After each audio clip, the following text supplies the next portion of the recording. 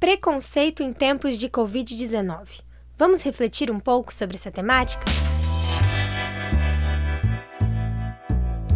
Com o avanço da pandemia causado pelo coronavírus, nas últimas semanas têm sido cada vez mais comuns relatos de episódios como o do jovem Carlos Paulo Falcão, estudante negro, abordado pela polícia, segundo a notícia, pelo segurança da loja, por estar usando uma máscara em uma das unidades das lojas americanas.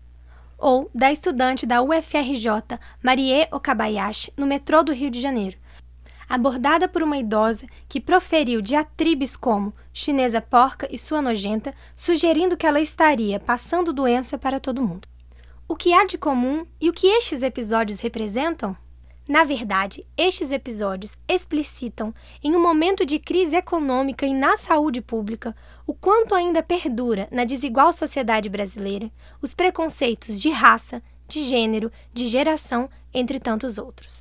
O que é preconceito? Toda forma de preconceito fundamenta-se no discurso sobre a suposta diferença inata e hereditária de natureza biológica, psíquica, intelectual e moral entre grupos da espécie humana. Basicamente, as diferenças somáticas existentes entre grupos humanos, sexo, fenótipos, são usadas para justificar desigualdades sociais.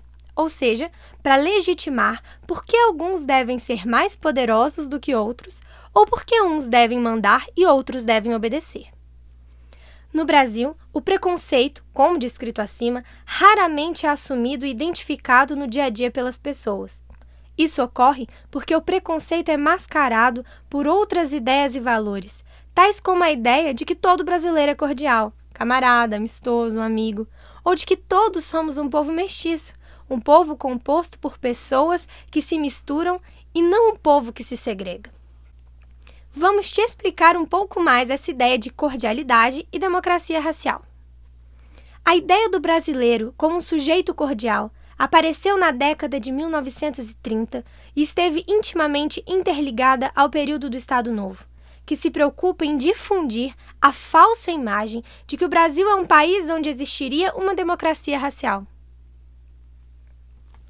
Democracia racial é um conceito que buscava transmitir a falsa ideia de igualdade entre negros e brancos, e justamente porque é falsa, tinha o objetivo de esconder a imensa desigualdade racial que vigorou e ainda vigora na sociedade brasileira.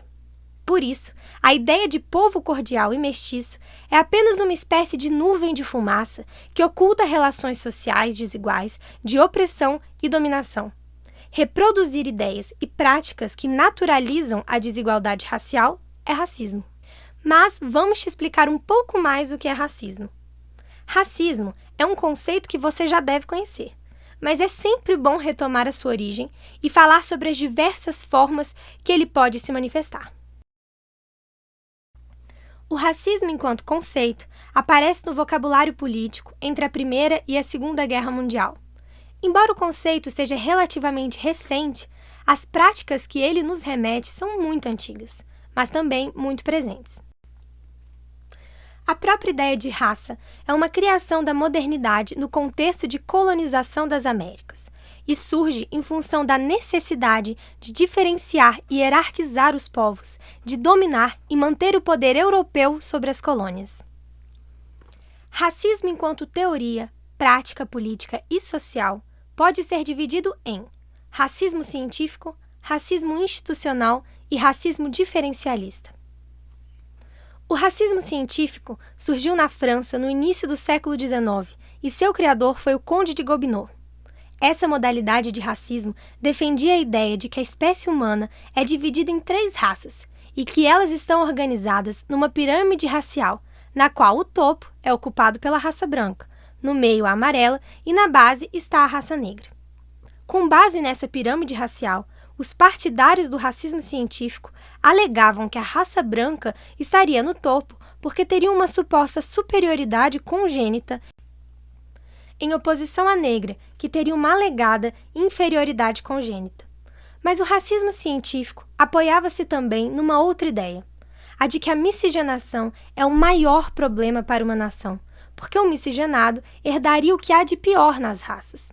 Portanto, para o racismo científico, uma nação miscigenada nunca evoluiria. Para os partidários do racismo científico, o Brasil nunca teria futuro, por ser um país miscigenado e negro. Essa lógica, que considera o mestiço e o negro como responsáveis pelo atraso e falta de perspectiva em relação ao futuro da nação, afetou profundamente a estima de muitos brasileiros. Essa modalidade de racismo se ampara na ideia de que existem grupos sociais naturalmente desiguais e, por isso, superiores e inferiores, como falamos anteriormente. O racismo institucional não está amparado na tese da superioridade ou inferioridade congênita de uma raça, etnia ou nação. O racismo institucional se manifesta no funcionamento das instituições públicas e privadas, como as educacionais, as da saúde, de segurança e assistenciais. Esse racismo não teria atores discursando sobre a inferioridade do negro, mas ele aparece no funcionamento das instituições. Um exemplo clássico seria a abordagem policial na periferia das grandes cidades se diferenciar das abordagens policiais nas chamadas áreas nobres, onde se concentram as pessoas com melhor poder aquisitivo.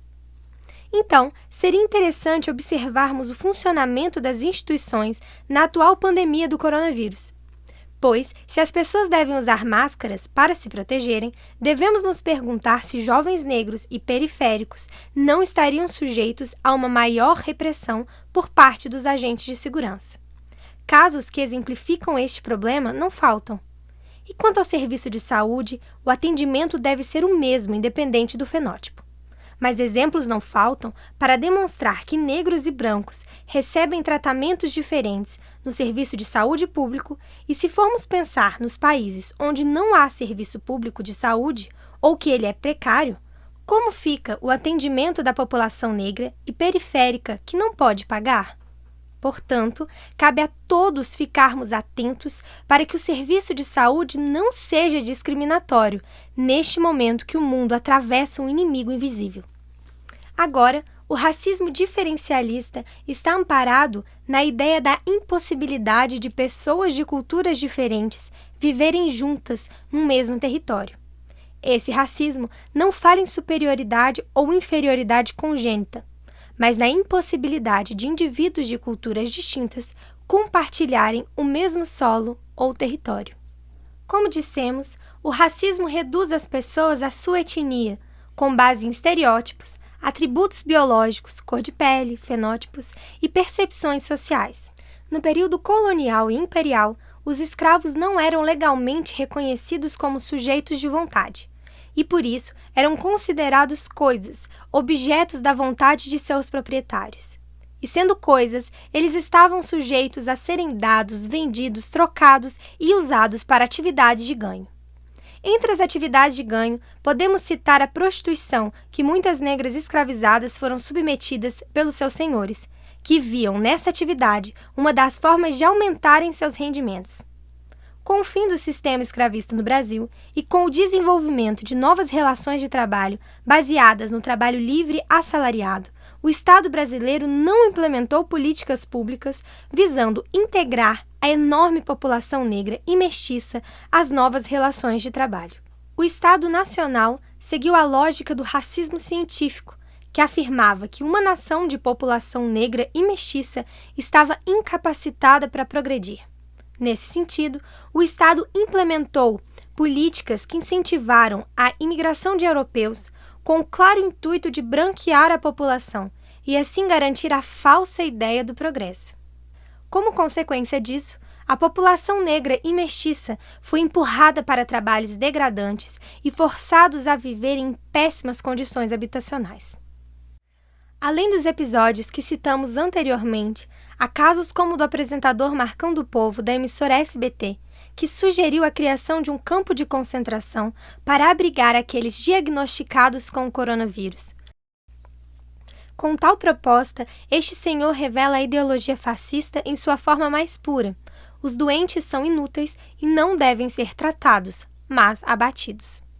Antes de finalizarmos esta postagem, gostaríamos de chamar a atenção para a relação entre racismo e desigualdade social durante a pandemia, pois pesquisas divulgadas nos últimos dias evidenciam que o perfil socioeconômico dos mortos e dos infectados pelo coronavírus não é, como inicialmente se afirmou, igualitário, equitativo e que afeta indistintamente todas as classes sociais. No Brasil, inicialmente, o coronavírus afetou as elites econômicas e políticas. Como sabemos, os primeiros casos de brasileiros infectados eram de viajantes turistas em retorno da Europa, em particular da Itália. Ficou também bastante conhecido o episódio da comitiva de políticos e empresários brasileiros que viajaram para os Estados Unidos com o Bolsonaro, a parte da qual foi infectada, positivando ao menos 20 pessoas, além das quais supostamente o próprio presidente, que todavia se nega a publicar o resultado dos testes que teria feito desde então. O coronavírus muito rapidamente se espalhou para os demais segmentos sociais e hoje o perfil dos mortos infectados é outro, são fundamentalmente negros e pobres.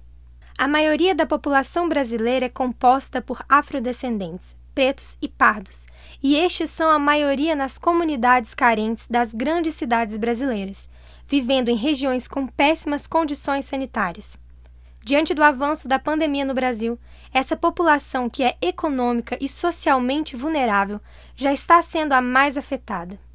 Dados do Ministério da Saúde apontam que a mortalidade de negros pelo coronavírus é acima da média. Apesar de serem minoritários entre os registros de afetados pela doença até agora, negros são quase 1 em cada 4 dos brasileiros hospitalizados com síndrome respiratória aguda grave, 23,1%, mas são 1 em cada 3 entre os mortos por Covid-19, 32,8%. O preconceito tem se estendido também aos idosos, preconceito geracional, e aos profissionais da saúde. Embora em muitas cidades mundo afora, inclusive no Brasil, os profissionais da saúde sejam aplaudidos e reconhecidos pelo trabalho na linha de frente, no tratamento dos enfermos e na luta pela vida, há também episódios deploráveis de estigmatização por serem eles próprios parte do grupo de risco. É preciso estar atento aos discursos e atitudes que expressam preconceitos baseados em sentimentos hostis e julgamentos generalizantes e sem um exame crítico. Episódios como estes não são exclusivos do Brasil. Nos Estados Unidos, o presidente Donald Trump fez um pronunciamento chamando o coronavírus de vírus chinês. Na França, o chefe da unidade de terapia intensiva do hospital Cochin, em Paris, Jean-Paul Mirat, havia sugerido uma rodada de testes de vacina do vírus no continente africano. São comentários que demonstram a força do preconceito e do estigma social. Quando estes estereótipos são proferidos por figuras de autoridade, tornam-se ainda mais preocupantes. Além disso, é importante observarmos discussões que tratam sobre a efetividade do isolamento social para a contenção do vírus e seus efeitos sobre a economia. Grande parte da população brasileira que vive em situação vulnerável, sem acesso a recursos vitais como tratamento de água e esgoto, estão sujeitos à exposição ao vírus sem alternativa alguma de proteção. Trabalhadores não podem se afastar de seu emprego, se locomovem por transportes públicos todos os dias para manter, muitas vezes, a única fonte de renda. As desigualdades existentes no país ficam evidentes quando uma parcela da população pode escolher acatar as recomendações de contenção de contágio, enquanto outras não possuem nenhum suporte para fazer escolhas e continuam, por exemplo, a trabalhar em mineradoras como a empresa Vale, em situação insalubre e em risco de contágio.